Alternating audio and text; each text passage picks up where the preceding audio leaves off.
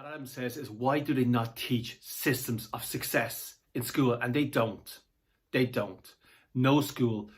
I don't know what to do in China. I don't know what to do in India. But the schools that I have had any exposure to, they don't teach systems of successful people. Now, I imagine that elite schools do. Hey, how are you doing? It's Alan here from Look for Warriors, and I want to talk about this book, How to Fail at Almost Everything and Still Win Big. Now, I'm reading a chapter called Managing Your Odds for Success. This is so important, and it's really, really important to me because I've got kids growing up. I've got kids in their 20s in college, and I've got younger kids. And this is so important to me because I had a difficult time in school. I absolutely hated school. And from reading this book, what Scott Adams says is that schools, the point of schools is to make kids successful in life.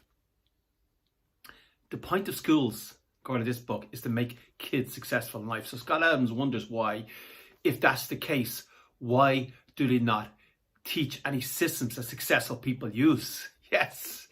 Why do they not? Why do they not? So I look at someone like Steve Jobs. If you read Steve Jobs's book that his daughter wrote, Lisa Brennan Jobs, if you read her book, she says that Steve Jobs, and we all know, I think it's well known that Steve Jobs went to college for one semester and then he dropped out and he was studying things like calligraphy and English and Shakespeare and dance and stuff like that, nothing technology related. But I think that what he learned in that went into, because he still, even after he dropped out, he still kept going into classes. He just dropped out of doing exams.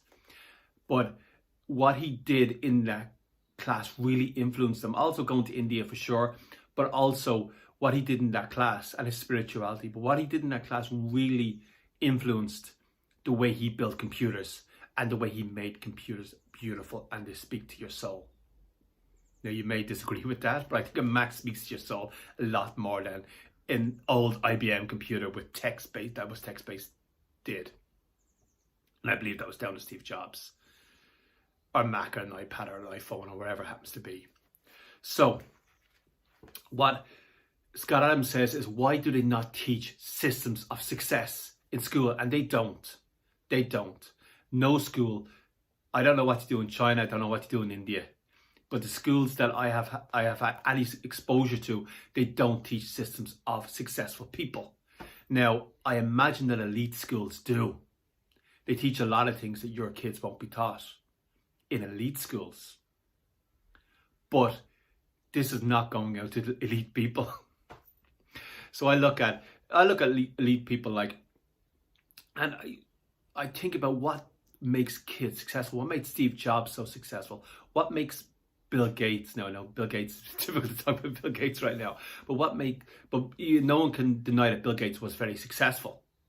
So what made him successful? What made Steve Jobs successful? What makes successful people successful? And I think a big part of it is connection with their dads.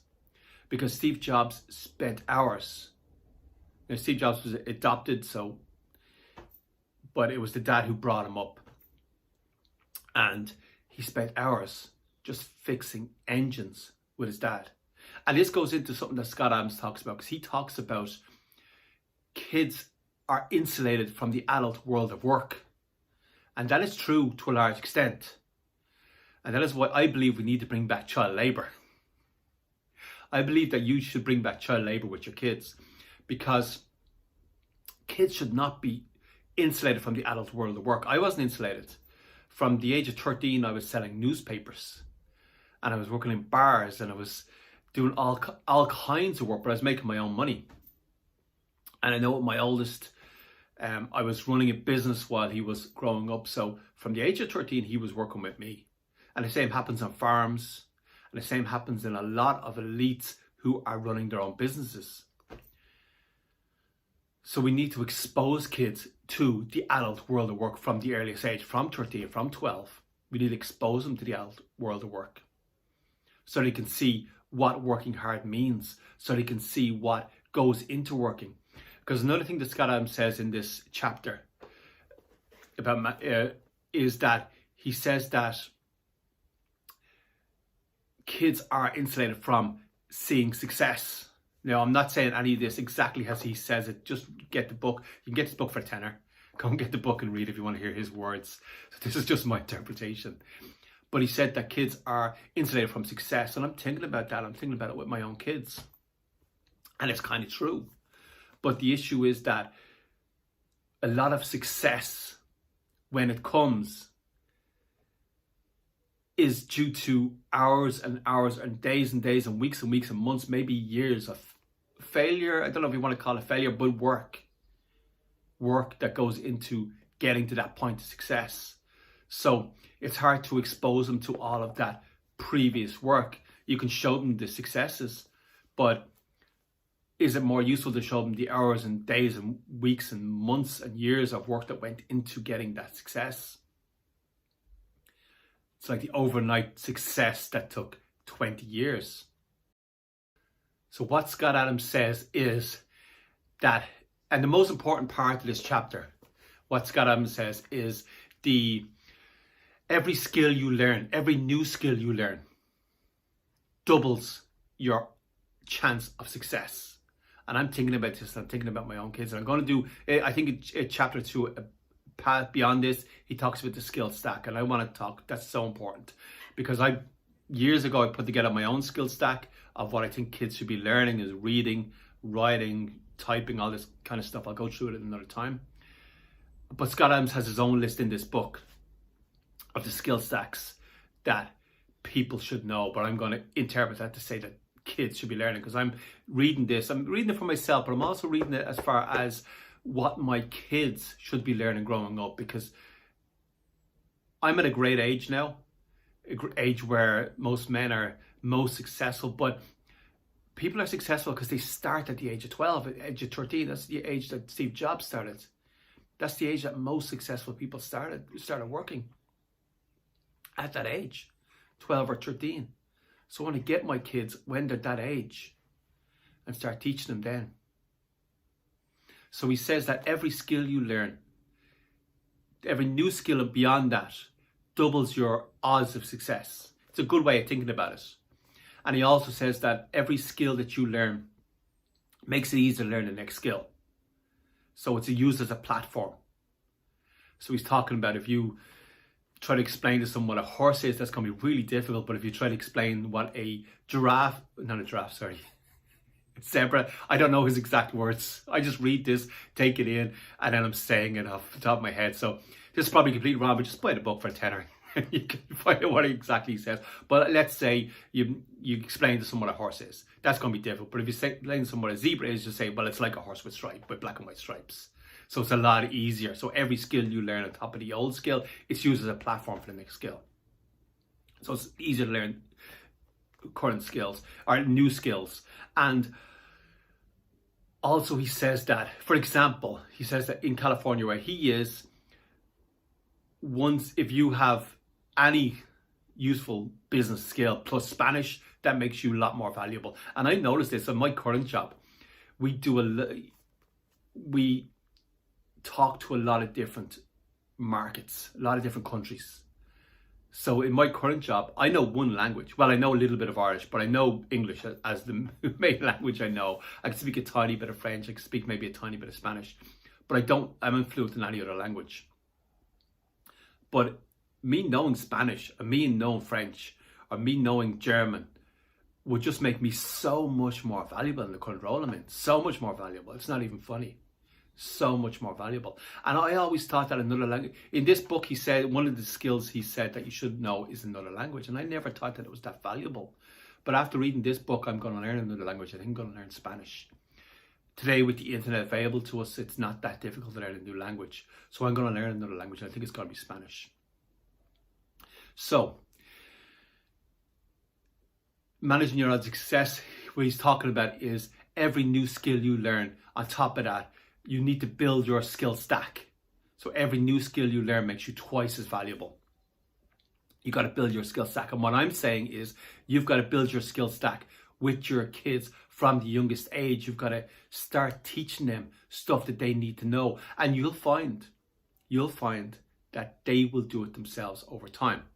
Now, I've done this with my own kids. For example, I've started reading with them from the age of, I don't know, 3 or 4. And they're really, really good readers now, and they're reading their own. I started teaching them drawing from a very, very young age. It's easy to teach a kid drawing right now. Now, I did this because I'm looking at John Taylor Gatto, and he's talking about power of accurate observation, that you can observe something and you can recreate that. So whether that's writing it out as a story, whether that's drawing it out, he says this is really, really important. It's what the elites teach their kids, power of accurate observation. Just think of Charles Darwin, who went away to Galapagos Islands or wherever he was, and he was able to recreate. He was able to write out about the animals that he saw and recreate. Now, you can argue whether everything he said was right, but the one thing you can't argue about was that he was able to recreate what he saw and come up with ideas based on that. So it's really, really, really important just to have these skills and build these skill stacks and teach your kids these skills and build these skills on top of each other and teach them from the youngest, absolute youngest age.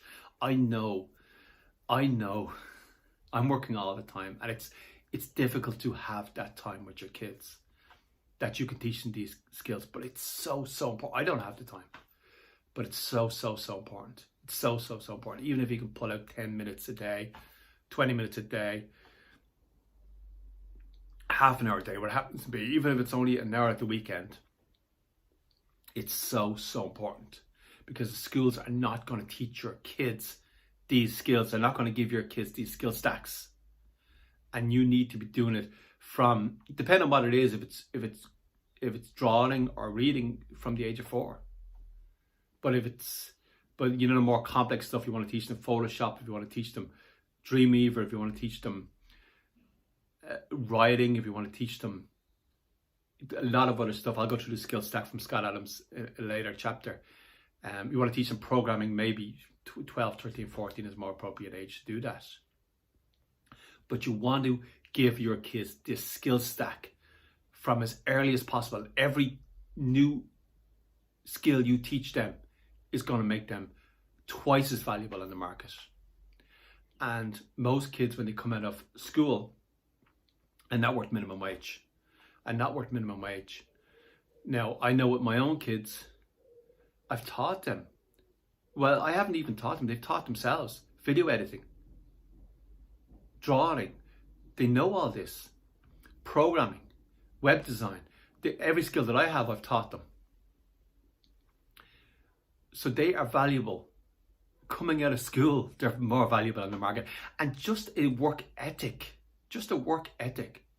So if they're doing anything, so just a work ethic that they work every day, that's valuable in the market. Just having a work ethic. This has been Alan here from Look for Warriors, talking about Scott Adams, how to fail at almost everything and still win big. And we're talking about building your skill stack. Every skill you learn makes you twice as valuable to the market.